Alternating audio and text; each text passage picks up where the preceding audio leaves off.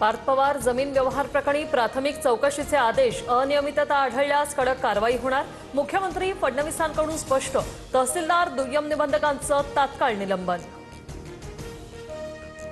पार्थ पवारांकडून 1800 कोटींच्या जागेची 300 कोटींमध्ये खरेदी, 43 एकर जमिनीसाठी स्टॅम्प ड्युटी म्हणून केवळ 500 रुपये भरले, 21 कोटींची स्टॅम्प ड्युटी माफ, अंबादास दानवेंचा आरोप। पार्थ पवार यांच्या वादग्रस्त जमीन व्यवहार प्रकरणी अमेडिया कंपनीला नोंदणी आणि मुद्रांक शुल्क विभागाची नोटीस, 2% रक्कम म्हणजे 6 कोटी शुल्क भरण्याचे आदेश। कोणतंही चुकीचं काम किंवा घोटाळा केलेला नाही, अंबादास दानवेंच्या आरोपांनंतर पार्थ पवार यांचं स्पष्टीकरण। अधिकची माहिती देण्यास मात्र पार्थ पवार यांचा नकार। पार्थ पवारांवरील जमीन खरेदीच्या आरोपांवर बोलणं अजित पवारांना टाळलं, पत्रकार प्रश्न विचारण्याआधीच अजित पवार निघून गेले।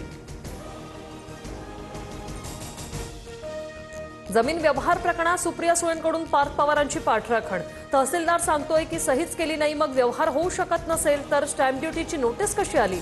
सरकारने स्पष्टीकरण द्यावं, सुळेंची मागणी।